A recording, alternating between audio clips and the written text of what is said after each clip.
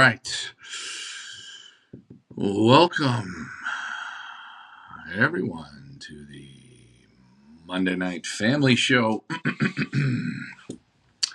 welcome. It is Monday, right? I think so. Reminder, guys, if you can hear me, reminders to like, share, and subscribe. We are trying to get to 10,000 subscribers before Christmas. We are closing, but we're working on it. There's our girl Tracy. Tracy, I gotta get in touch with you. I need someone having trouble making a payment, so I'm going to ask if I can use your assistance. I have to get in touch with you on that. I haven't had time. My apologies. Hello, Michael Peevler. Welcome this evening, guys, to the Monday Night Family Show. We enjoy talking about pigeons. Today was a really fun day. I got to go and visit Xavier Verstrana, so that's always fun talking pigeons with him. He wants to come with me on the trips, and he got invited to go to Geert Wagens, so that was kind of neat. So I guess they're going to get together. But yeah, hopefully you guys can hear me okay. And I don't know if we are on YouTube. I'm pretty sure that we are. But yeah, I was going to say this weekend I was at the Golden 10, the auction put on by the Doif, Rick Herms. That was the auction I was at, and it was a Saturday and Sunday event. Learned a lot of things, a lot of different things, maybe how the world works of pigeon sales a little bit more. So that was pretty interesting. I thought they did a really good job. I mean, a big shout out to Dirk Leekens there. Hell of a good auctioneer. Kept the people going. He was very, very good. Actually, I enjoyed it just to kind of watch him as an auctioneer. I wasn't feeling good on the Saturday, just feeling under the weather. But I enjoyed watching them, and same thing on Sunday. I kind of just wanted to let the auction go. I didn't want to get into interviewing people because I get loud, and I didn't want to take away from that, especially when people are trying to focus on the auction. But yeah, it was pretty interesting. I got to handle the direct child from Armando. I got to handle a lot of great pigeons on the weekend. Some pigeons I thought were super nice, and others I wasn't impressed with. But that's almost in every auction, because in every auction there are different pigeons for different people and what people like. I think the most expensive pigeon, the pigeon bred by Cayer there, the direct son of Armando. Yeah, I get loud, no way. Hoffaloffler, what's going on? How are you? Dave Conover, what's going on? I got some video footage. I was in Germany. The other day, and I tried to do a live with Frank Elkman. And for some reason, they were having, they call it a hurricane. It's a bad windstorm, but it's not a hurricane per se. And they just had no internet connection. But I got some videos, and I'll show that today.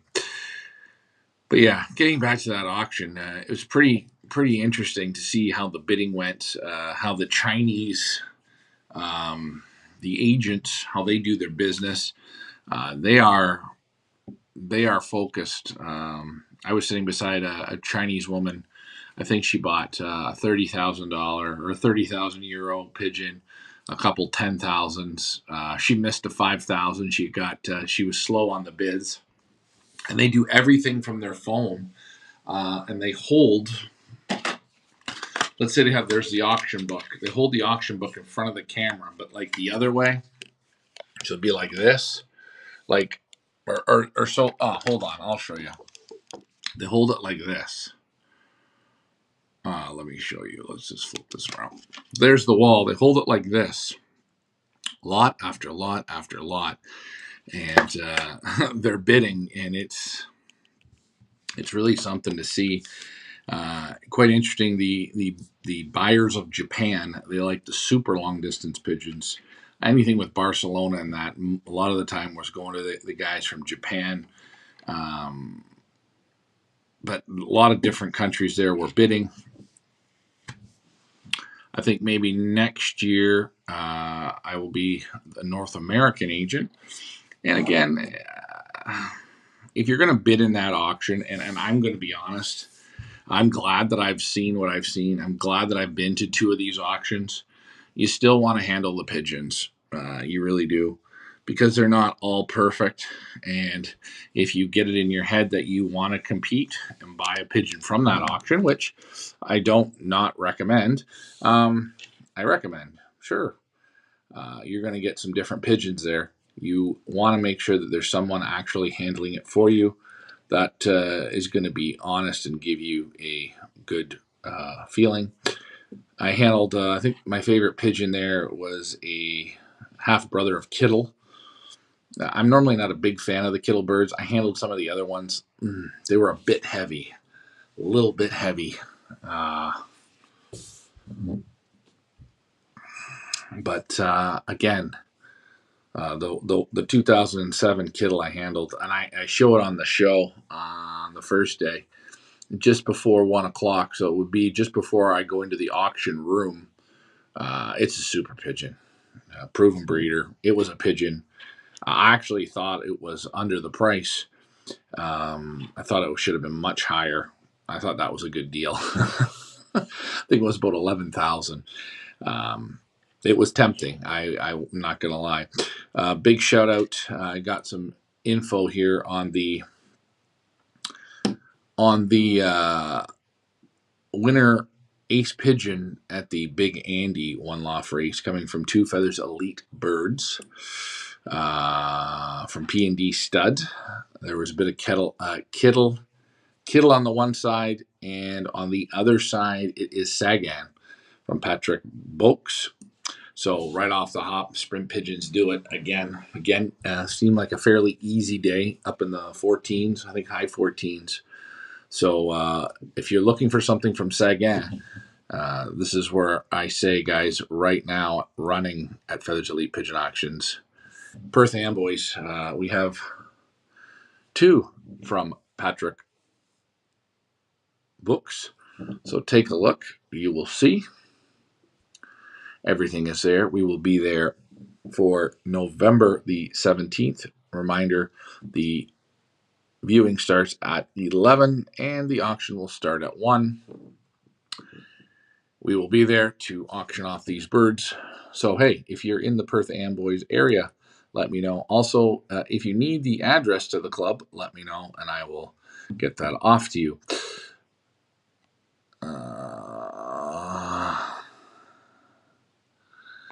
How the auction is going with New Jersey. So this is how the auction is going to go.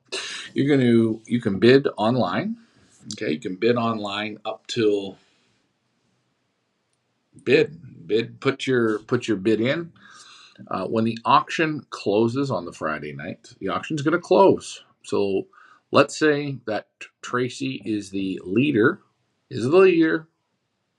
and she has a proxy bid in. That means she has more bids that she wants to go. It will close in the room. I will contact her, and the bidding will reopen in the room, only in the room. So if you bid up a bird to $1,000, you're the last bidder. In the room, it's going to open at 1,000. And if you need us to call, or you want to call and continue to bid, you let us know and we will do that. I don't want to run the auction online as it's in the room, because if the internet is no good, it is going to jam up, screw up, cock up, and it's not going to be good. So we're going to close it like we normally do on a Friday night. Munich auction. Munich auction is December the 9th in Perth Amboys, New Jersey. They will be there. Leandra and Geert will be there. Well, we have to wait to see who the auctioneer is going to be. I think that's a funny question. Yeah. So the Munichs on, and I'll post this up here for you as well. I don't want you guys to get confused, but we have our first auction in New Jersey. This is the first one. It's 2 birds from each of our breeders. So you're going to have 2 birds from Eugene Stable, 2 birds from Sonia Vandermalen, from Derek Walsh, Patrick Books, Emil Denny's, Annemie Van He, Joost Goosen, Xavier Verstrada. You're gonna 2 from Dennis Sapin. You're gonna have two from each of these breeders, and it's just an appetizer. So these birds are all going to be sold on November the 17th, and then just a couple weeks later, we are going to have a live event also in New Jersey, and these 4 people are going to be coming: the Munichs, Emil Denny's, Annemie Van He, and fingers crossed, let's hope Xavier Verstrada. Hey, that's what we're doing. So we're going to be running 2 auctions in the New Jersey area. Oh yeah, Ricky will be the auctioneer. Thank you, sir. No, you are very, very welcome. But yeah, if you want to meet the Munichs, or you want to meet Emil Denny's, or you want to meet Annemie Van He, that's the time to do it. I recommend it. It's not like they come to North America ever. So now is your opportunity. Really, really nice people. And I think you'll have a good time. I think you'll like the selection of the pigeons. We got proven breeders, 1 Loft winners.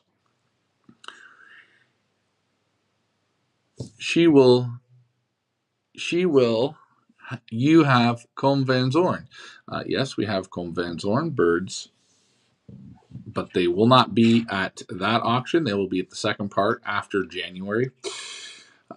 Again, guys, I want you to take a look and seriously, a lot of you people, I don't know, we did a few weeks ago, combination pot and lane, and a lot of the same birds as in the Van Zoren. Super results. Guys, look at the pedigrees of the pigeons.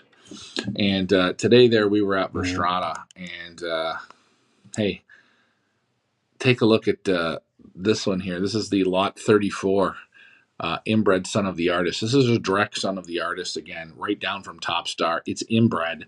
You can't get any better. This pigeon I selected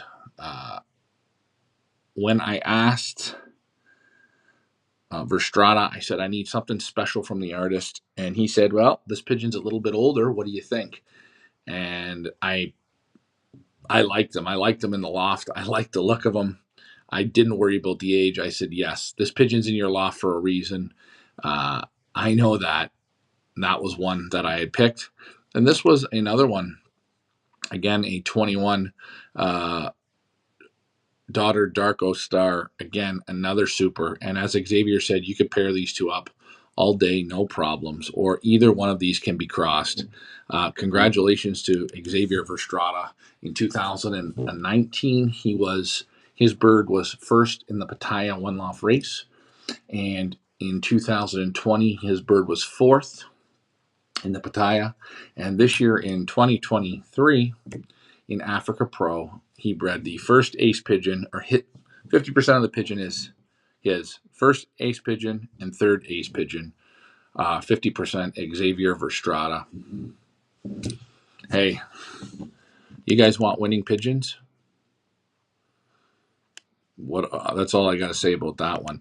Let's get back to the comments. Oh yeah, I wanted to show here Frank Elkman's loft. We're gonna have a little bit of fun here, guys. So this is how you get into Frank Elkman's loft. Okay, here we go. I put the volume down because we were laughing and making some jokes. That's how you get up into the loft. It's the safest way to not get robbed. I will tell you that. Keep them up in your loft, the super breeders. Frank Elkman has a very rare collection of Leo Herman's pigeons, which we are happy to get back.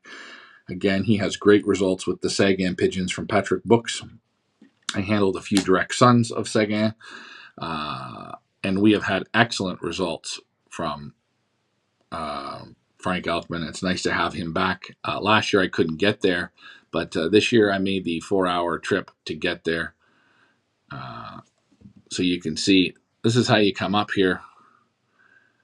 And let me pull up the next video. So that's getting up into his loft. And here's another video.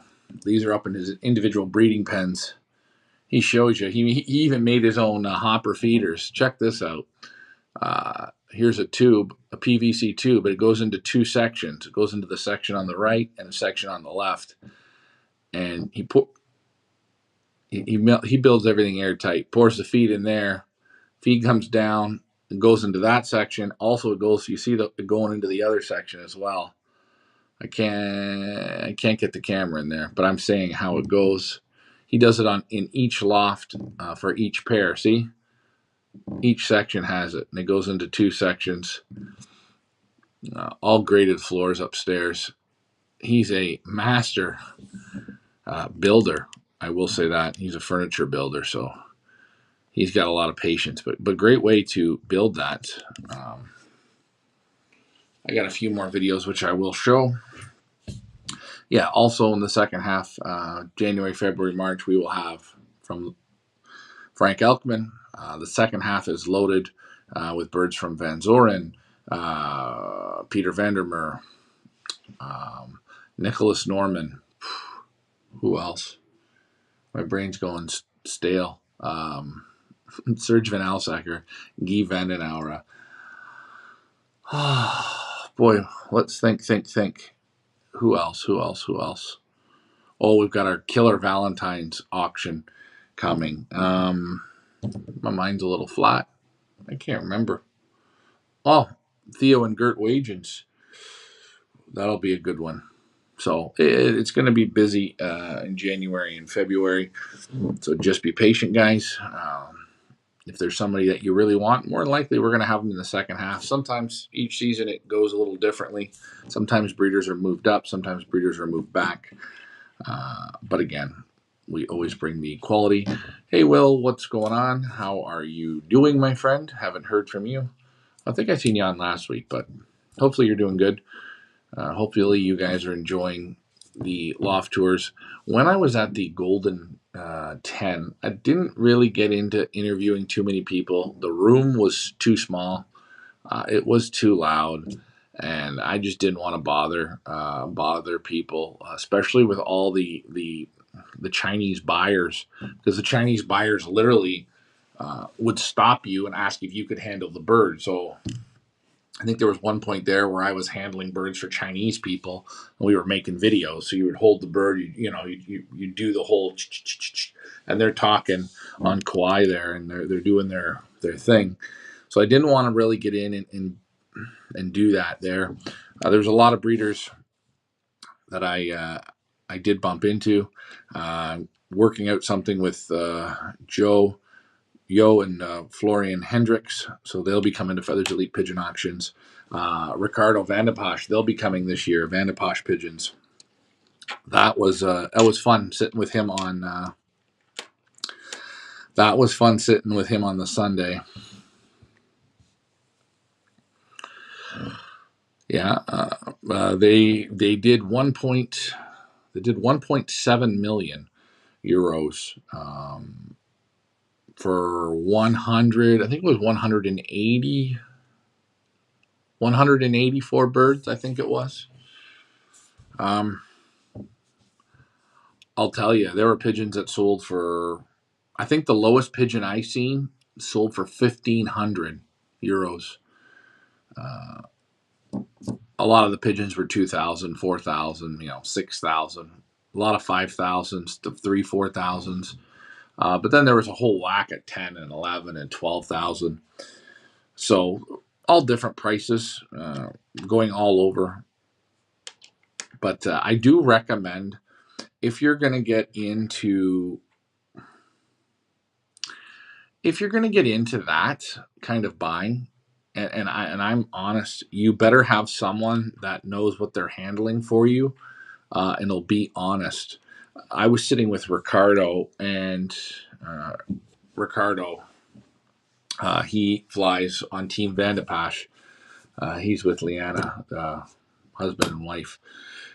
So he's the he had Chinese buyers that were messaging him, and he said to me, "Oh, hey Ryan, I got to look at a couple of these birds. What do you think?" And that one's nice, that one's not nice. And I said, "Well, what do you tell them?" And he says, "If I don't like them, I just tell them they're no good, because if we send this to them, they get pissed off, then they're out." So you want to try and steer the people the right way. One of the pigeons that was super good on the second day was a child from, geez, hold on, from Guy Vandenauer. I believe it was from Black Sugar. What a super pigeon. I believe we have a full nest made of that pigeon. I think it hit around 5,000. What a nice pigeon. And I had went through the pigeons. I went through the pigeons around, I started handling pigeons around quarter after 12. And people were starting to handle birds at 10:30 and in the morning. And when I met up with Ricardo before I went in, it was about, oh, he was on the show. He's on the show. You'll see him. He handles the pigeon. And I said, "Hey, check out that checker from Guy." And the pigeon was still awesome. I mean, it was awesome. And what you'll notice in that show, all the people that select the pigeons out of the baskets, out of the show cages, they know what they're doing. They pick up the pigeons very respectfully. I find in North America, they don't. They're like raccoons. They grab them fast. They don't do it smoothly. But I would say each pigeon in that room probably got handled from 10:30 in the morning till 1. I would say each pigeon probably got handled about 200 to 300 times. Wings opened, tip turned, eye looked at, squeezed, flexed, and if you want to really go there to buy, you have to go in about the last 15 minutes. And you're going to say, "Well, why?" I don't give a shit how good the bird looked at the start. It's like when you go to the bar, all the women, they look great at the beginning of the night. I want to see how they look at the end of the night. Are they staggering? Are they hunched over? Are they missing a shoe? You go through about 5 minutes before, and normally the room's almost empty, only down to some hardcore lookers. Notice that, eh? Hardcore lookers. And you will see the ones that shine. And there's birds that shine, and there's birds that look like they're ready to die. They've been squeezed, they're panting, they're hot. It's something that I would look at. And I was talking with Chris Clarebot. He said, "Yeah, you're 100% right. Look at them at the end, not at the beginning." And I'll say those birds have it easy because they got guys that are handling the pigeons. I find the North Americans, they're wild grabbing the pigeons, and it even stresses them out more. And that's just people lack of confidence grabbing birds in the show cages. But anyways, I'm doing a lot of talking here, and you guys, as I always say, this show works better if you participate. I'm not feeling the participation tonight, but hey, let's take a look at another video here. Let's see what we got here in this one. Frank Elman, he waters the birds from the outside, always training. Even the breeders, he does it the same way. He's got these little hallways up here. This is a section he has for individual pairs up in the attic of his loft, all on grates. But you see the little drinkers. Everything is done from the outside. He's got heater upstairs. There's another drinker there, you see. And then another individual room. And he's got his hens in here waiting for pairing. And I am just, I'm farting around with his door here. No, he's got it locked from the inside. But you can see he's got all his hens the way he has them. That used to be the window. He used to race upstairs, but he said he turned it into just breeding. He's quit racing old birds. But that's one of his sections up there. But yeah, I'll also show you his Racing Loft outside.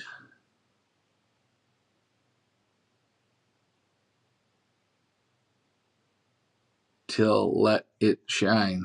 It's your show, and let it shine. I don't know. I'm doing a lot of rambling tonight. Sometimes you guys help me out here a bit. But that was upstairs. Did he have another one upstairs? I think he did. He did. Where was his other upstairs one? Come on. Voila. Where is it? Is this it here? Yeah. This is where he has his cocks. He's got everything on cleaning boxes upstairs. I don't really like to go in, but I will just because I'm trying to do this video.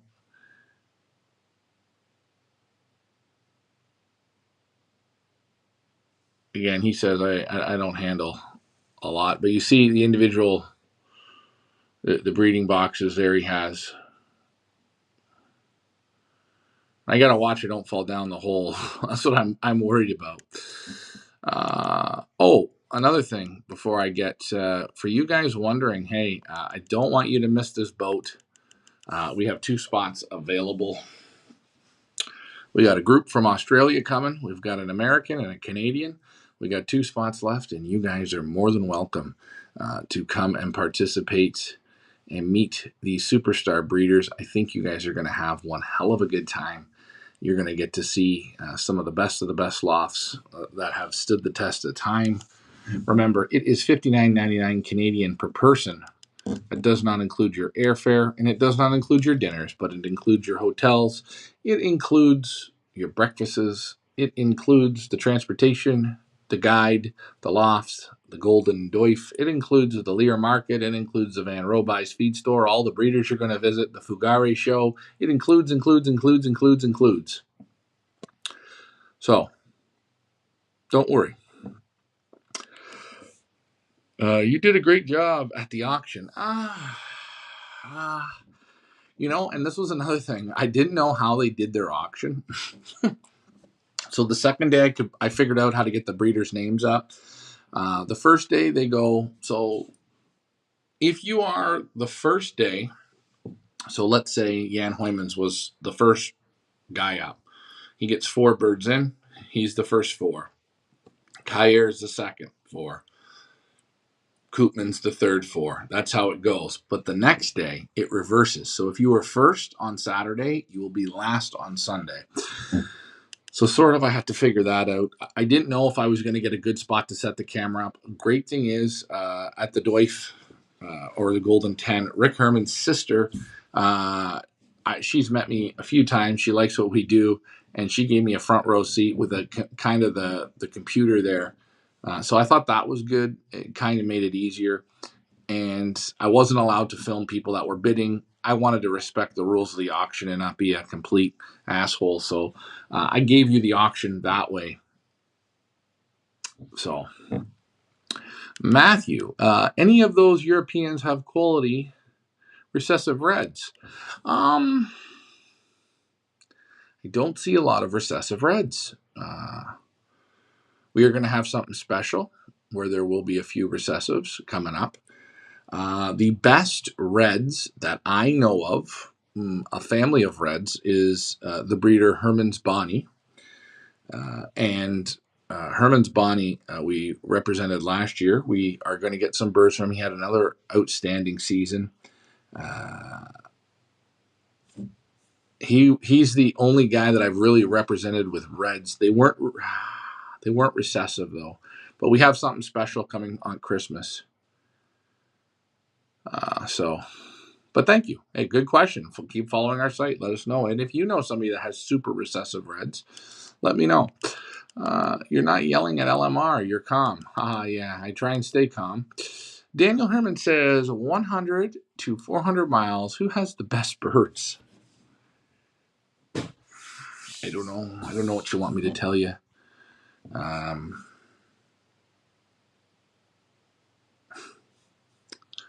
I can. Let's just say. Serge Van Elsecker, I think, is super. Chris Clarebot is super. Willie Daniels is super. Any one of those three all day long. Guy Vandenauer, 100%. Same level. Same level. Even Dennis Sapin, he's coming up now. Same level. Xavier Verstrada, the same level. Remember, Xavier's an older man. He's not a professional, but the breeding, his birds hit for so many people. Who else? Anime Van He. They're doing really good. God, I can't tell you. I can tell you, and I'm being honest. Do your homework and read the pedigrees and watch the breeders and pick what breeder you like. Pick what breeder you like. I think that's the best way. Any one of these, I would take a bird from, two birds from, a round from, no problem.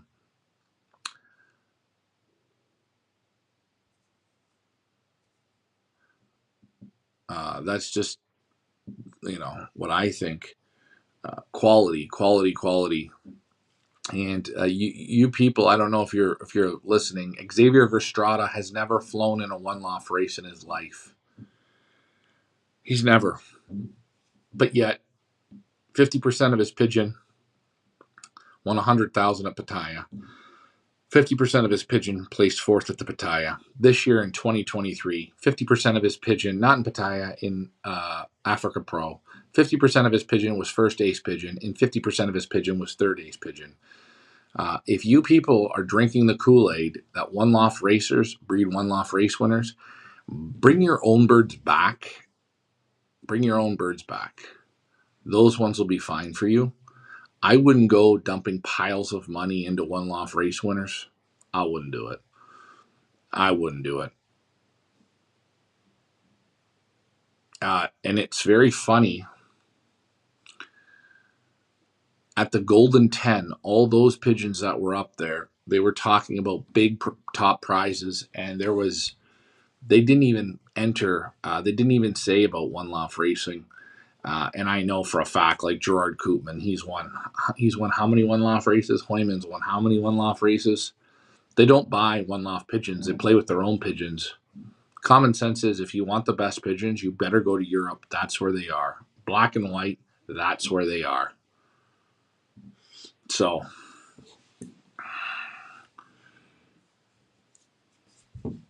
I don't know. Michael Peevler said, the Hoosier auction laughed my ass off. Fifth over 22K.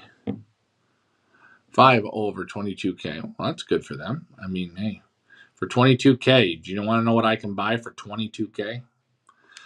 Did any of them go to the U.S. U.S. DNA testing for breeding purposes? Do any of them use DNA testing for? A lot of them say if you're going to DNA test, you have to DNA test right almost from the beginning. Actually, Chris Clarebot, he's a good one to talk about. Some do, but it's not a big thing. You can actually, and I'll be honest with you, the more and more I've looked at when we select, when I select, I look at the children, and then I'll look at the parents. I'll do the videos, and I'll be like, holy shit, yeah. The daughter looks just like the father, or the son looks like the mother. Or then even you'll see it in the grandparents. It's like, wow, they look identical. Even the same eyes or the same build, the same cuts on the feathers or the marks. Maybe a hackle on the neck. You look at the toenails, little things like that. A few things that I did learn, which I thought were real good. Xavier points out to me again about the barbs. We always talk about that, but the white toenails and long toenails. Something to look at. It seems they value quality, grit, and minerals. What American brands would you get to be close to European quality?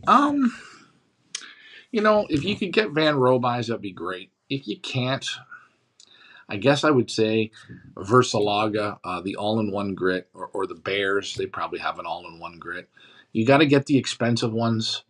The cheap ones you get as well, but you need the pink minerals and the all-in-one grits.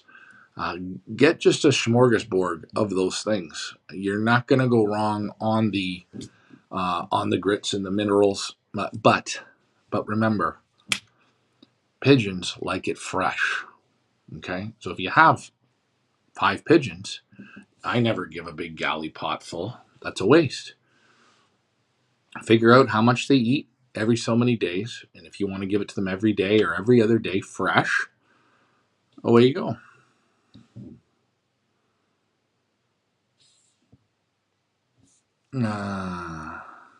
Michael Peevler, the Hoosier pigeon, 5th is the ace pigeon. Okay. Ace pigeon, though, of, I don't know. Hey, congratulations. It earned, somebody thought it was worth that kind of money. No way that pigeon will breed a winner. The race course wasn't tough enough. I bet anything on it. But you never know. If you were going to buy any pigeon in that auction, it would have been the ace pigeon. But there's no way it was worth $22,000. Not a prayer in the world. But hey, congratulations to the buyer, and congratulations to the seller, and congratulations to the bird. I mean, who am I to say? You know, for all we know, that the 100th place pigeon was the best one to buy there. Because will there be some good birds there to buy? Yes, 100%. But when you look at the pedigrees, I don't know. You're not gonna. I don't think you're gonna be mind boggled away with them. You wouldn't. Hey, you would not bring them. You wouldn't. You know, it's funny. You can take pigeons from Europe and bring them to North America, and they'll compete. Hands down, they compete. But you can't take pigeons from North America to Europe. No compete. It ain't going to be. You're not even going to be in the same ground. And again, this isn't to knock anybody. It's just the evolution of their breeding. You can see it.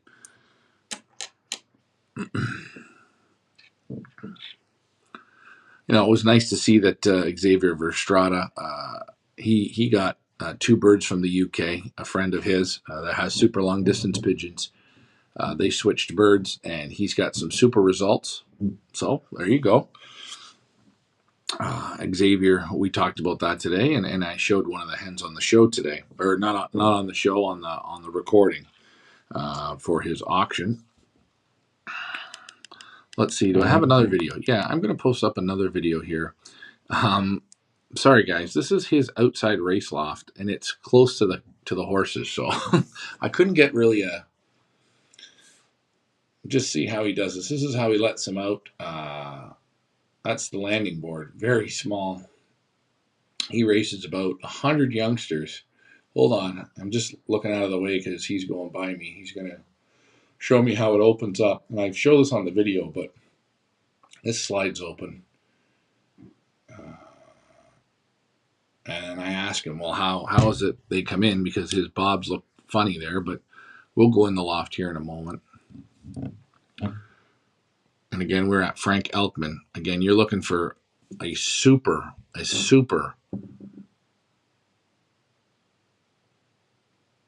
Leo Herman's collection. He has, I think, some of the best. He's held no money back to buy them. Same with the Sagan birds. You got direct children of Sagan. And I come in here and I'll just, he's going to show me. He's super excited.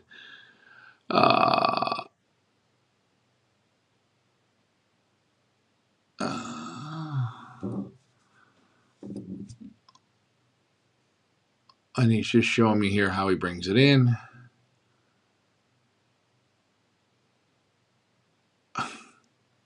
So he opens it to let them out, and when he wants to bring them in, he has the bobs there in front, and they have to walk through.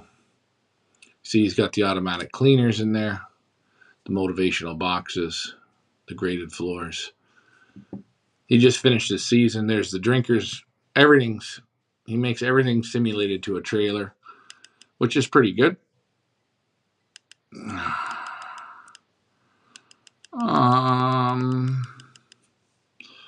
Let me check. What were the questions here that I missed? Premier League. I could buy a lot of real pigeons from Feathers Elite for $20,000. Yeah, and I'll be honest with you guys. I kind of joked. I was talking with people, and I said, maybe maybe I'm going to have to get some Chinese agents into Feathers Elite because Sabrina Bergman, Sabrina sold a direct child of Olympic Miss Fay, two direct children of Olympic Miss Fay, another two children. Oh, what was the name? Anyways, sold the same children that we sold. They sold at the Golden 10. He was averaging around 5,000 euros. We were averaging, I think, around 1,500, 1,800 Canadian, which is a great price for you, the buyers, because you got the same quality of pigeon. But I say they all went to China. Coco, she was bidding. She couldn't get them fast enough. So you kind of think I might do some introduction to the Chinese market a little bit, just to get birds out and get people buying, and I do want the North Americans to get these birds, but I do think, hey, it's good to have some good competition as well. But again, that might not be for another year or two, or maybe never. I don't know. But it's something that you do think about. I'm not going to lie, you do think about it because I'm selling the same, if not better, I think, sometimes, if not better. And I really believe it because I go and select them. We go and look at them. But Matthew says, if you had to change one thing for your OLR next year, what would that be? Oh, there's lots of things I'd like to change. There's too many things to say. First of all, I'm going to debate if I'm going to do it. Second of all, I'm going to think about maybe I have to do it a different way. There's a few things I think that have to be done a little differently. Yeah, I don't think you're going to have to worry. Sabrina is a superstar here in Belgium.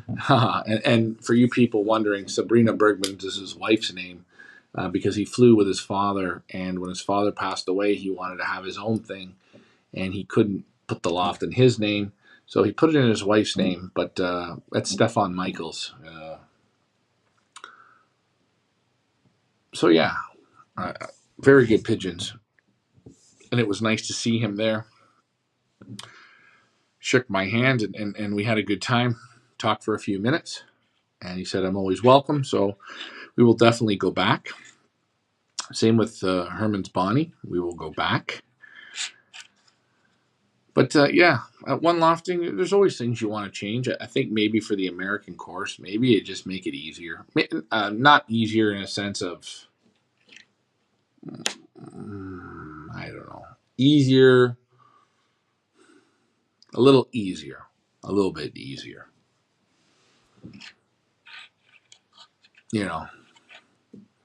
It seems like everyone gets the pass on the cookie cutter performance, the very little work.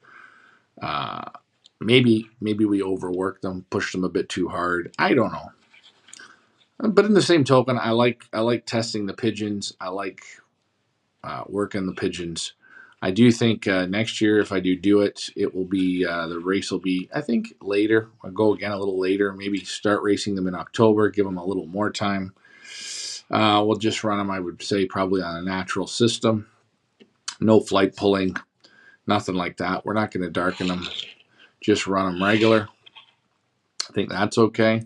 I do think it's definitely a little bit behind the eight ball being where we are because We don't have the birds for that long of a time, and I think that's a hindrance as well.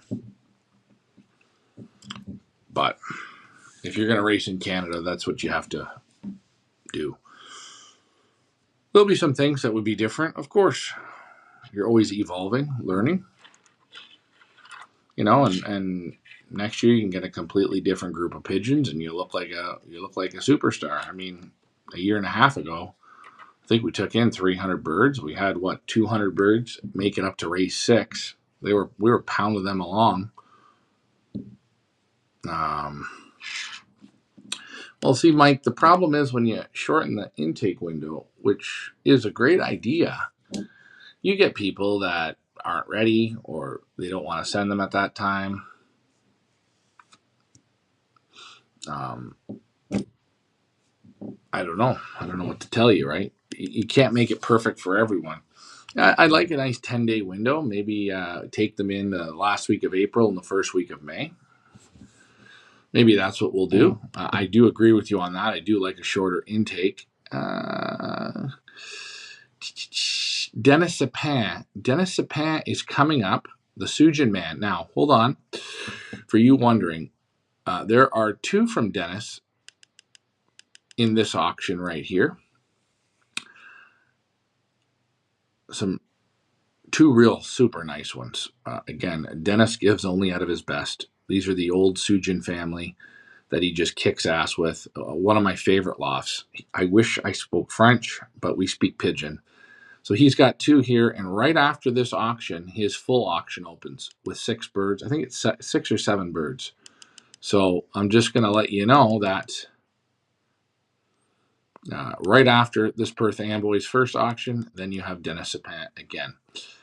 Or not again, but his actual auction. Forget them all. Forget them all. Love to Europe and fly with the real Pigeon Men. I'm not gonna lie with you. I have thought about that.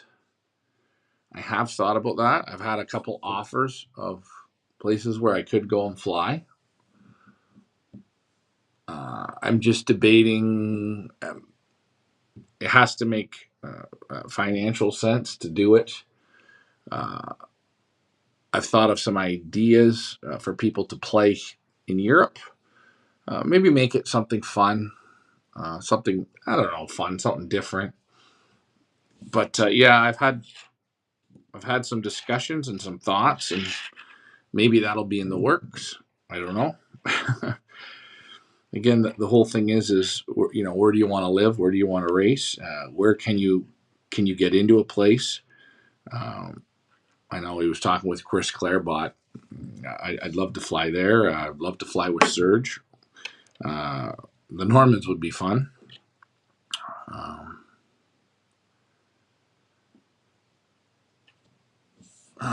If you stay firm, they will be ready. You make everything easy, controls disease better, allows you to get them out earlier and start training, etc. Yes, that's one thing I do like, and I will say, if I am to run a race and I get it up in the beginning here of the new year, and you want to play the race, have your team ready for the window we make, and that will help.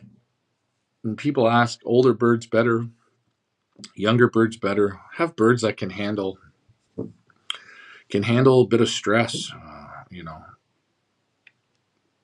4-week-old birds makes it very hard on them. Not a lot of them make that. 5-week-old birds, I think a lot of the time you should sort of have those birds at 8 weeks or 10 weeks old, so they can handle a little bit of the shock.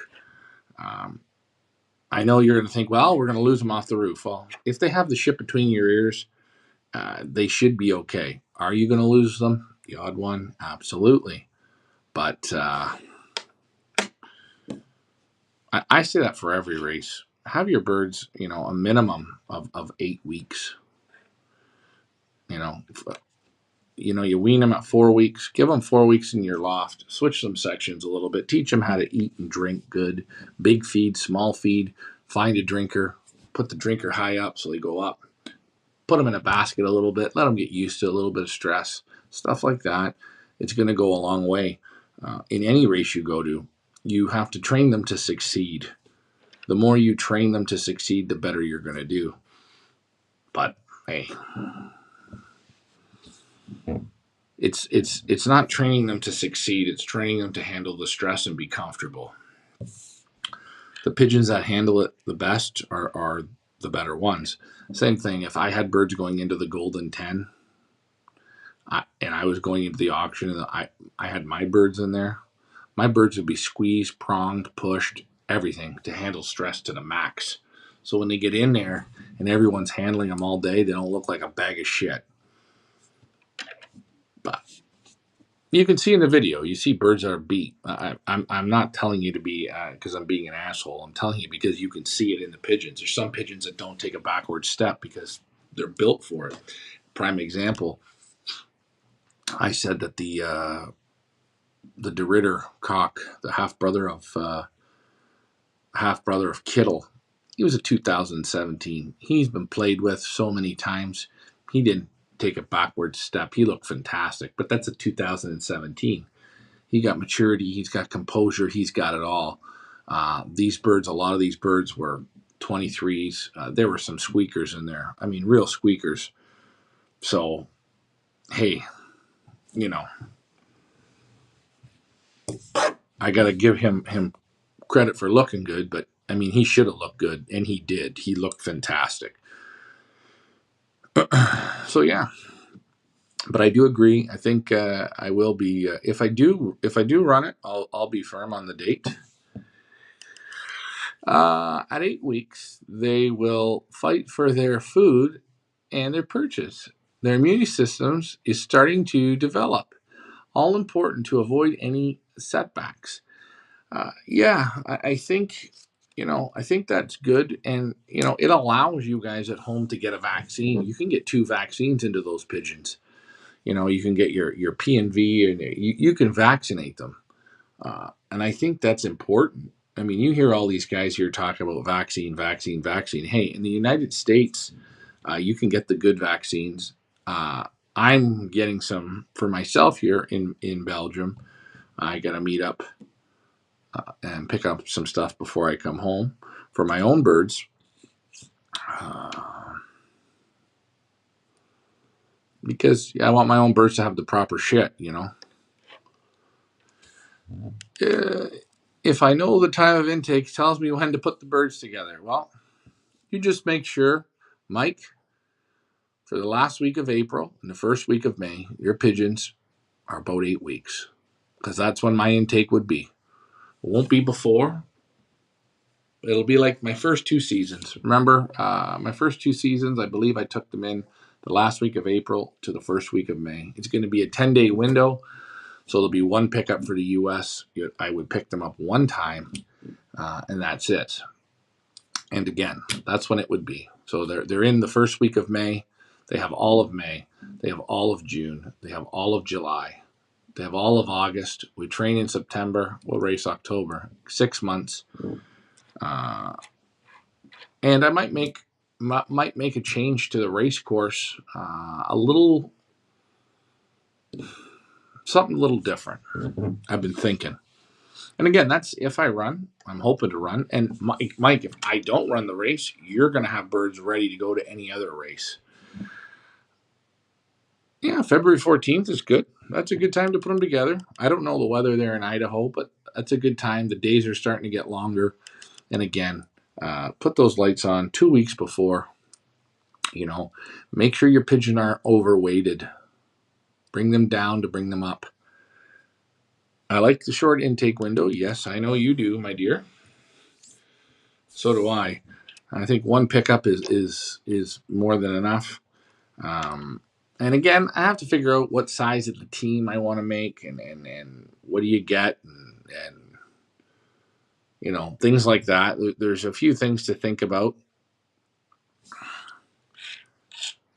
but we've got still some time for that. Again, we're still decharging from the last One Loft race, which that was just a hell of a season. But you know what? I'm going to say I'm very, very proud of the pigeons that we raced this year. They they gave it their very, very best, and that's life. Not every year is perfect, and I think you can see it in other races. I look at down at the Peach. What are they down to 300 birds from 1,700? Uh, Take a look. Look at the Hoosier. Look at the Apple Cup. Look at some of these races. They are getting a little bit hammered. Last chance to keep. Last chance to keep inflecting with less chance of infecting young bird sickness. I don't know if it's a less chance. If you take 50 bird, if you take in 50 lofts, you're going to have all different little problems every year. There's nothing perfect, and it's not knocking people.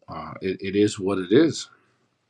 Some years you have this problem, some years you have that problem, some years you have no problems, and sometimes it just takes the littlest two birds mingling together to get you a super bug. But whatever we do, we will make sure that the birds are trained good, trained hard. Uh, Again, I get ripped on for afternoon training. I always say every year, okay, this year I'm going to be different. And I think if I do it again, I'll just train at 10 in the morning. And again, not worry about afternoon shows, not worry about the people coming on because it's just a headache. If the birds are coming in the evening, people get upset. People don't understand. People have been brought up in the ways that pigeons have to fly in the morning. Well, there you go. Daniel Herman. Do the Belgians flyers ever talk about losses of pigeons during the racing season and how many birds they end up? No, they lose a shit ton of pigeons. Um, who was I with? A lot of them. They'll start with 100. They'll be down to 30 by the end of the year. No problems. You know, a lot of them they lose 60%, 50%, 60%, 70%. It depends. Every year they have a lot of losses. They lose them in racing. They lose them in training. They lose them. They lose them on the transport.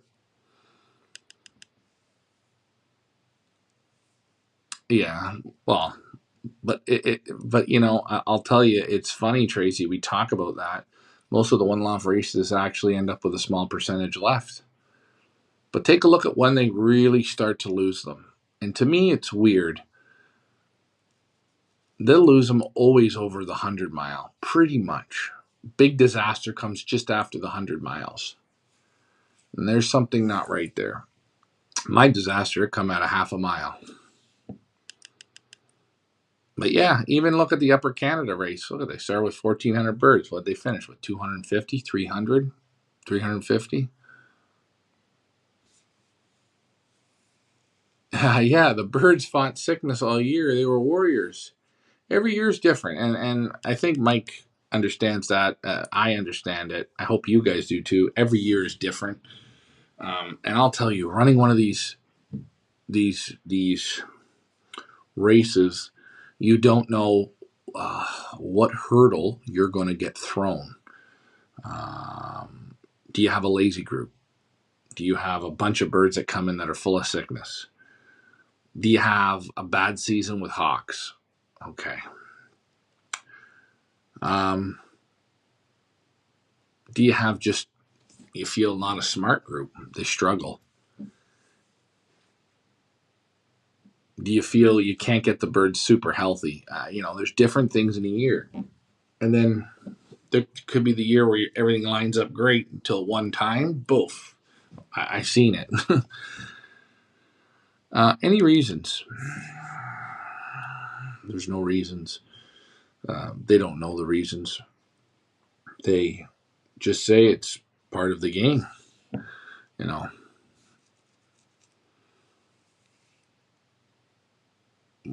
I don't think any of us. The one thing I find amazing in this country of Belgium and Holland it's music to my ears. There's no fucking excuses. There's uh, no no earthquake bullshit. There's no sandstorm bullshit. There's no what are those called? Those solar flares. They don't complain about that at all. If anything, they complain about the transports not getting enough good air. That's a problem in Belgium, not in Holland, but the transports aren't up to par, and it's a big problem in Belgium, and they're trying to get that straightened out, but it's hard because they got a lot of transporters. Um, but they don't make real excuses. When they lose them, they lose them. You know.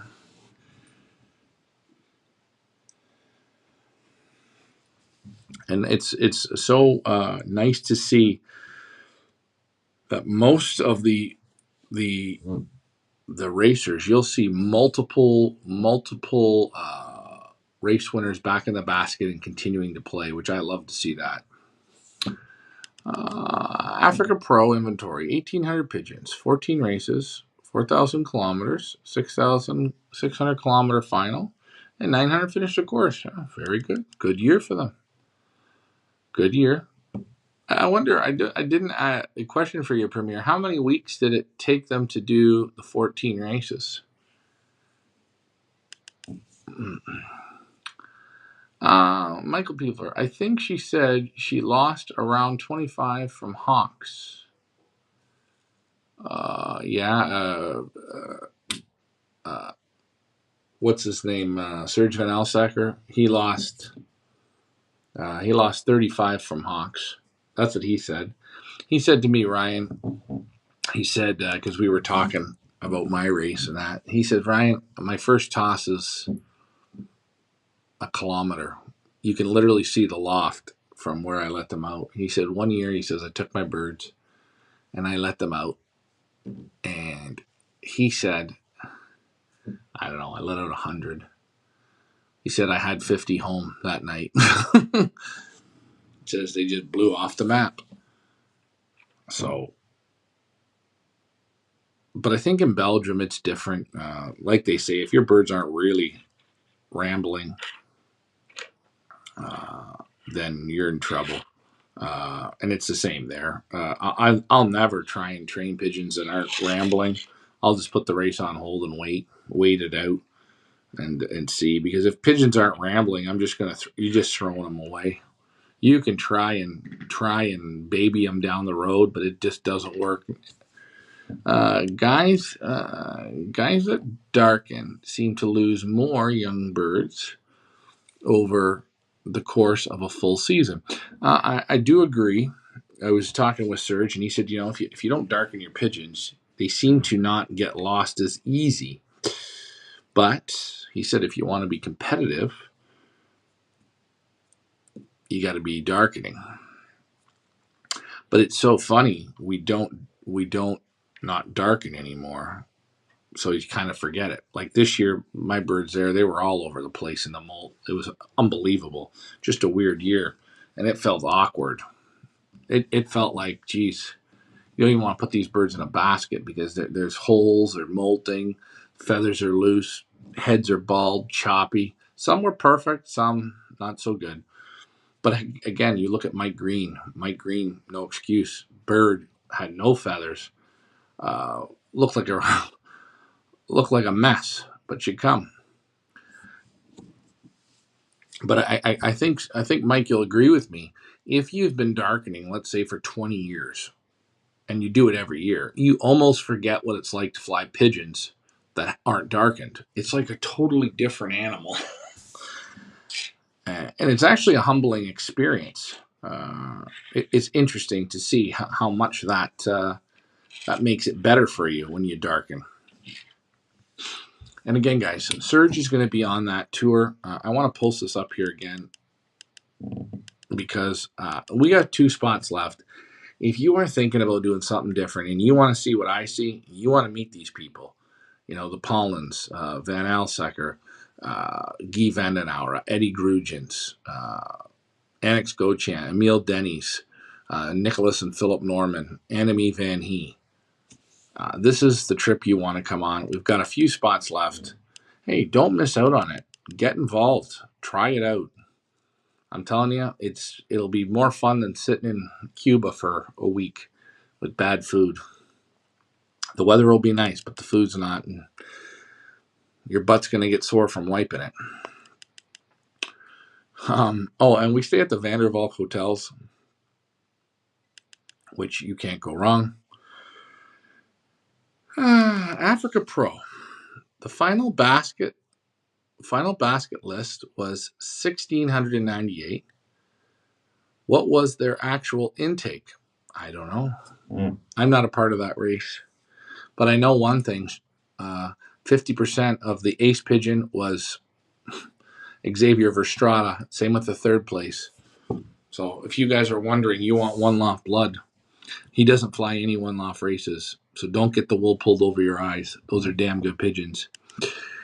Do natural young birds fly better as old birds compared to darkened pigeons? I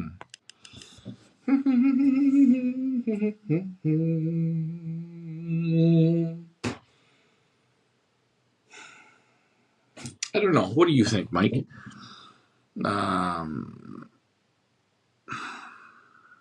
For instance, when I was at Emil Denny's, he doesn't darken. He doesn't darken the young birds because he's flying long distance races. Frederick Everett, he's one of the best long distance flyers in Belgium. He doesn't darken the young birds for old bird racing, for yearlings and old birds. But I think if you're going to be flying your middle distance races, you're going to have to do it. You're going to have to do it. If you want to be competitive and fly the national races as young birds or the nationals as old birds, you're going to want darkened pigeons as young birds. Okay, let's see. Africa. Okay, so Africa Pro, first race. Well, okay. So how many weeks is that? July was first race was July 31st. So let's say August 1st. So August, there's 4 weeks. August, September. So they went one race per week, I would assume. I guess. Is that right? And Tracy had a question. What was Tracy's question for you, Premier? Tracy says this is what her question was. Africa Pro, the first race basketed 1,698 birds, but what was their actual intake? That's a good question. What was their actual intake? I don't know. If you're living in Canada or Northern America, you're darkening to beat the winter months. South in America, you have, because cutting flights, a lot more time. That's right. You adjust it. No difference between the old and the young. I don't think there is much of a difference.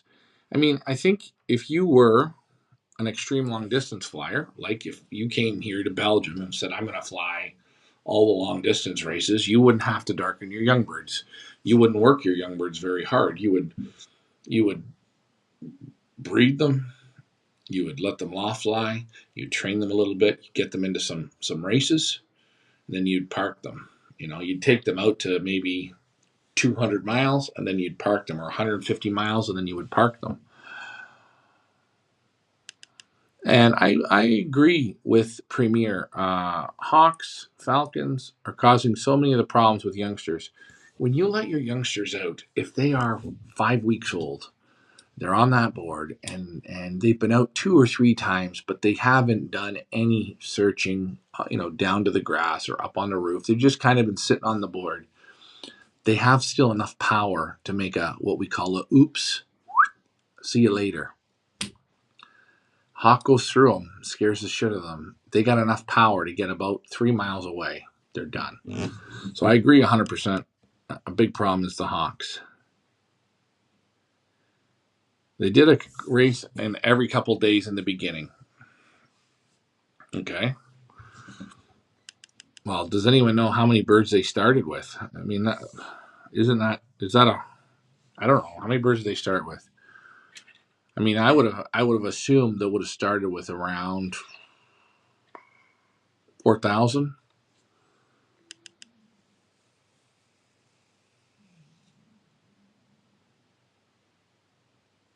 Oh yeah. Well, come on, Mike. Take a look at a 2-year-old compared to a yearling, or take a look at a 3-year-old compared to a yearling. Like night and day. It's actually like looking at a young bird compared to a yearling. It is quite amazing how the pigeon will develop more, continue to develop. And then when you park them, they put on more weight. Maybe they get a little less buoyant. You see that. I always like the pigeons that can hold their weight, hold their balance, their buoyancy. I like those pigeons. That's one thing I will say at Verstratas. They're very buoyant pigeons. Same like Van Hee, very buoyant pigeons. If you guys don't know what I mean by buoyant, put a Coke can in your hand full. It doesn't feel too bad. You got a bit of weight there. Empty the Coke can. Buoyant, light.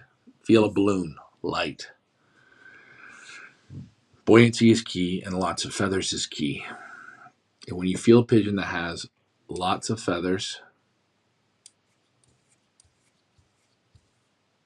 they don't have lots of feathers. They just have softer feathers. But maybe I'm wrong. Maybe someone's counted the feathers and there is more, but I don't think there is. So that's the question of today. How many birds did Africa Pro take in? And I think that's a good question too, because when I look at it, okay, so when I look at, we're going to use the Hoosier. What did they start with? 5,000 pigeons? The final race, 1,000 pigeons went to it, I believe, or 900 pigeons. I don't know. But that basket list is wrong.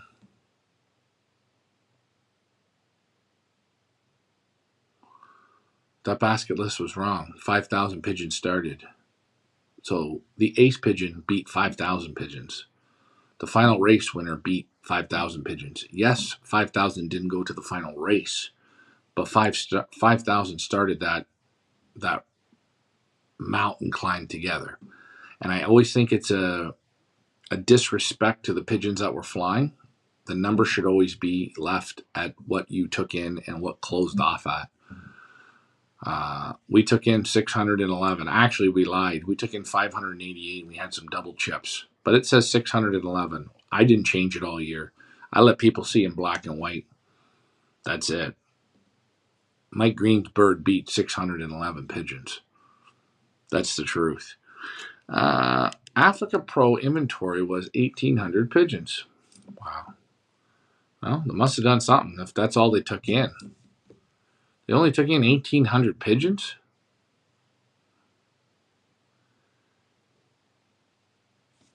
Mike agrees. But has anyone figured out why all these races keep changing the birds taken in? I don't understand. On your final day of inventory, if you have 6,000 pigeons, 5,000 pigeons, 3,000 pigeons, 200 pigeons, leave it at that start date. So then people can see either the job you're doing, not the job you're doing, the birds that your bird has beaten through the whole season. Premier says around 930 of the 18 went to 600 final kilometers. Okay.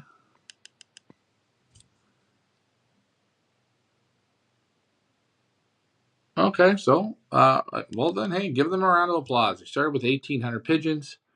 They did a great job, I guess. Okay.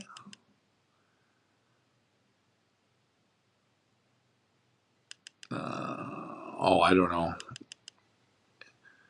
I don't know. I didn't follow it. Well, this year he didn't win the big one. No.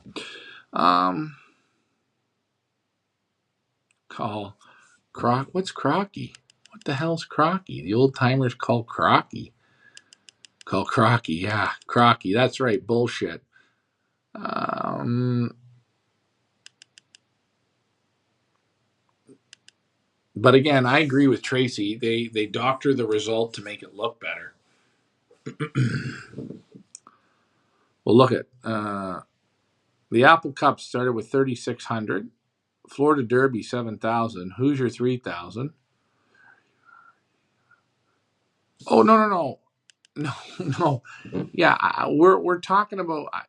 I didn't know how many birds Africa Pro officially took in. So when the race was closed off, they only had 1,800 pigeons in. But here, Apple Cup 3,600, Florida Derby 7,000, Hoosier 3,000 something. No, Hoosier was almost 4,000.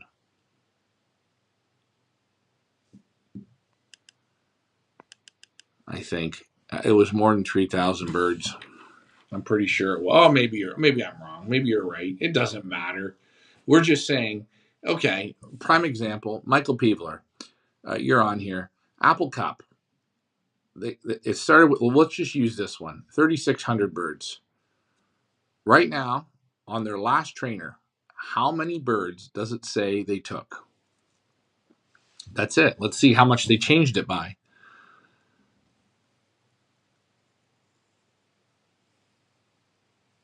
But do the other racers drink vodka and Diet Coke? That's winning there. Oh, I don't know. I don't know. No, you know, to do this shit, you want to try and be as real as possible. And hey, I'll give you real. I like my vodka and Diet Coke. Today I was with Verstrada and Brenda, his wife. She was bringing me out Jupiler beers, pouring them. Hey, I'll have a beer. I don't mind. I'll sit down and talk pigeons. I don't mind. I'm going to be me. Uh, I don't think having a drink affects pigeon racing at all, especially when you're dealing with the public. Sometimes you need that. You got to dig through all the trainers to see where it actually had the one point. You can't go by birds to check the numbers.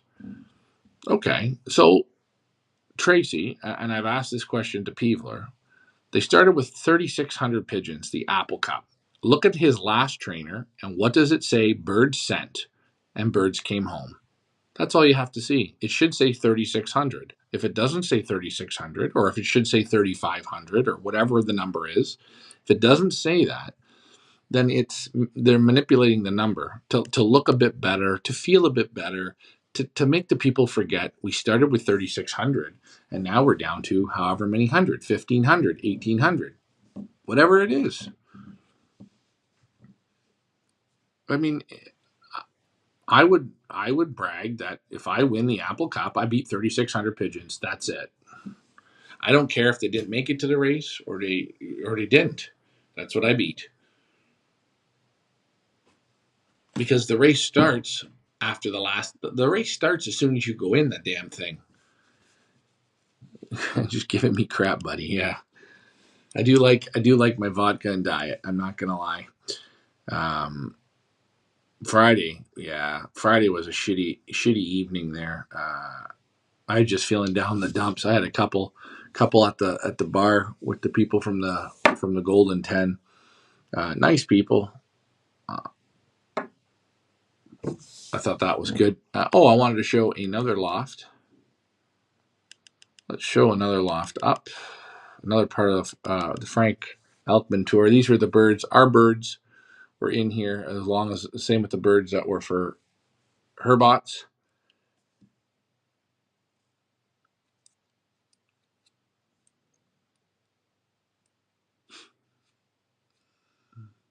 Just a holding section. Again, the graded floors. You see how he does the drinkers. Nice little holding loft.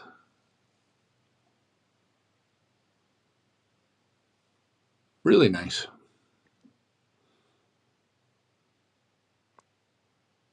Real nice.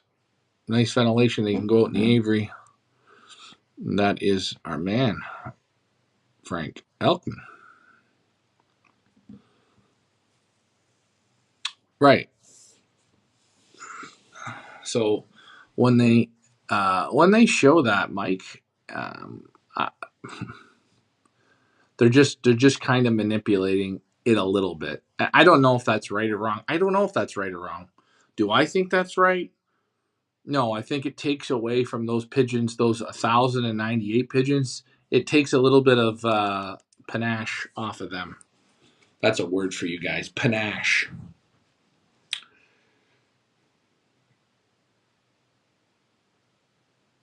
I don't mind if people give me crap either. You need a little bit of crap. And this is just something that you should look at in a one loft race. I mean, you should look at it. Hoosier, yeah, look at that. Okay, and Premier, thanks for doing this. How many birds did they send to their final race? 4,800 birds they took in. So 4,800, and what does the final race say?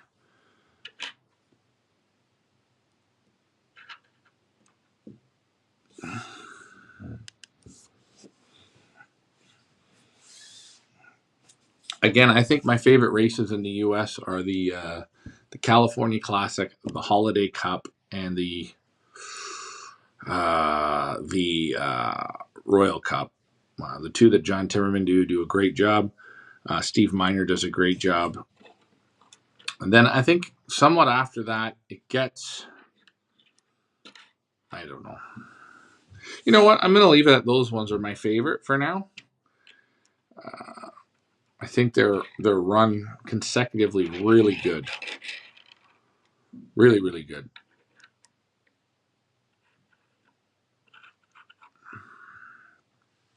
But yeah, I think tonight was a good show. A little different pace. You guys had some really good questions. We can stay on here. We're going to stay on for another 8 minutes or so, and then I'm going to wrap it up. So let's get into your questions and your comments. But you guys have done great tonight. Tomorrow, I am going to be at Louis and Eugene Stabell. I'm going to do their pre-recorded show, and I'm going to do a live with Eugene Stable. So if you guys know anything about Stable and Sons, you know in the Netherlands they have awesome pigeons, great results. Win. And Eugene, he's easy on the eyes. That's what I really like about my buddy Huge. So I'll be there tomorrow around 2 in the afternoon. So if I come on with them, it'll probably be around 4 or 5. I find it very easy to follow races on Benzing Live. I'm not a fan of Wind Companion. I agree with you 100%. Either am I.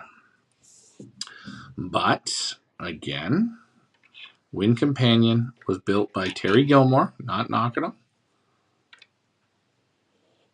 The final number was 1,600 birds. The final race number was 1,600 birds. So there. 1,600 birds. So there you go. A third again.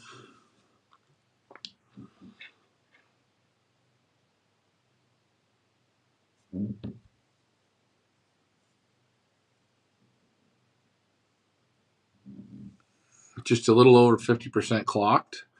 1,692 made the finals on a very fast day. Remember, they only got 30 day birds. Not that I know, just for shits and giggles. Thanks for that. No, not that Ricky said anything. Also, the U.S. races are not a lot of interest as they are not international. I agree with you there 100%.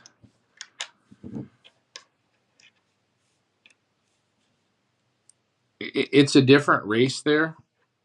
I would say in the international races, you need tougher pigeons than you do in the U.S.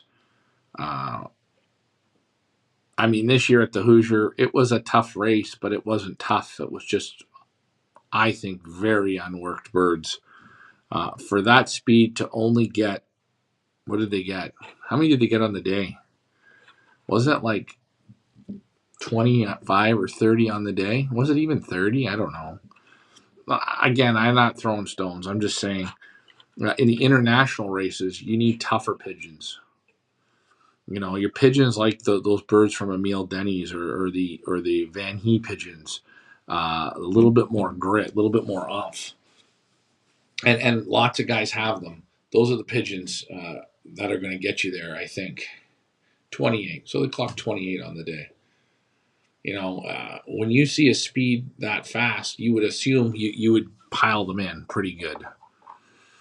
I hope you have a good sale at Perth Amboys. You deserve it with all the hard work. Oh, we hope the people like the pigeons. I mean, that's all we can do. That's all we can do. Antonio, hey, where are you from, Antonio? Mike says 29 birds. But, I watched them race last year, and they flew, I think they were flying 1800s, still easy, and they pounded in 900 in an hour. It was the same day. It was 15s, and the birds crawled. The birds did terrible. I mean, the next day though, they got up and they come home, so that's good. That is good. We don't know what happened. We'll say something bad happened because that can happen. But again, that was another one. What do you think? You know. But again, it is interesting. 4,800 started. They only give credit to 1,600 to make the final. That's not right. So if you're entering one Loft race, tell the breeder, don't change that. That's one thing I'll never do. I'll just leave it the number. Number one, I have to look at the number every day and remind myself how I'm doing. I want to see the real number.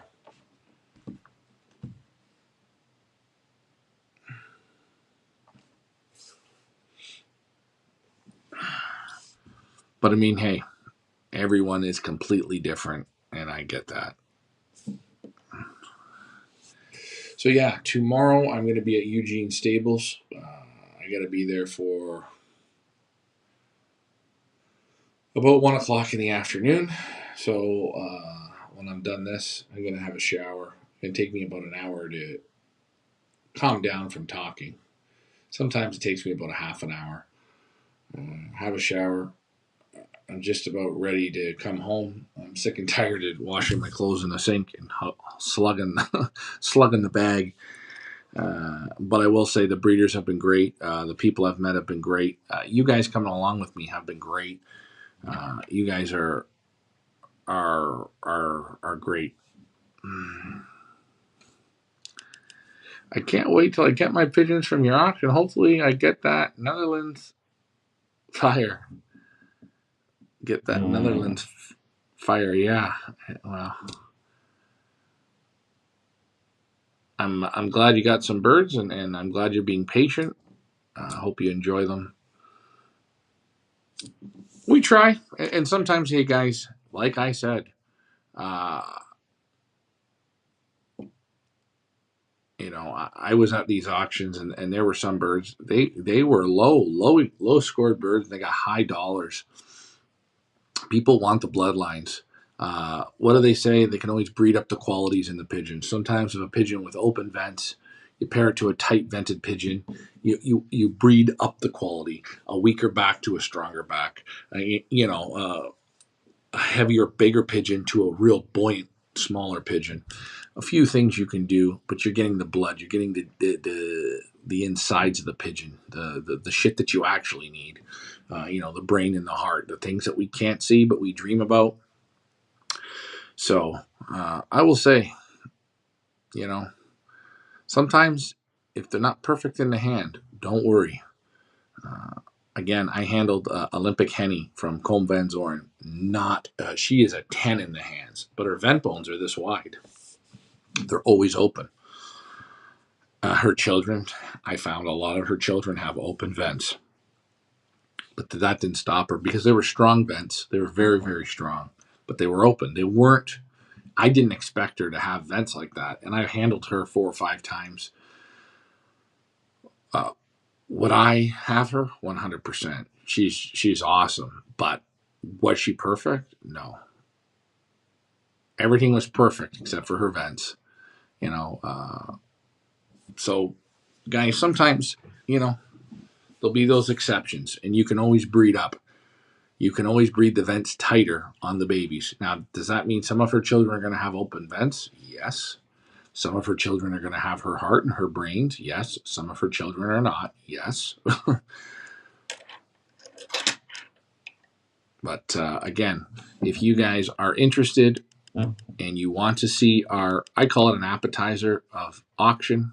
And it's an appetizer because you've only got 2 from each. Perth Amboys, on the 17th of November, we will be there. Doors open at 11. Online bidding closes Friday night on the 16th. So get your bids in. If you want to make a phone bid, you're going to have to contact me. I only have 1 or 2 lines, so please get your bids in online, and then we can go from there. And hey, the best thing to do is just come on down. If you're anywhere in the U.S., you can get a flight to New Jersey for peanuts. Come and see the guys at the club. And hey, don't forget, we've got a few weeks after, on December the 9th, we will be in Perth Amboys again with Gert Leandra Munich, Emil Denny's, Annemie Van Heen. Hopefully, Xavier Verstrada will come along. Those will be fun. And let's not forget the Pigeon Boss Tour. 2 spots left. You can be from any country in the world and participate. We just want people to come on and try this. 13 days. You're going to have the most fun you've ever had. You're gonna be with me. You're gonna love vodka and diet. What did Premier League say? Premier League says someone lost races, clock a lot more miles, trainers than races than others. That was another thing I thought. It should be like, I don't know, you got to have a minimum training mileage. You got to have certain things.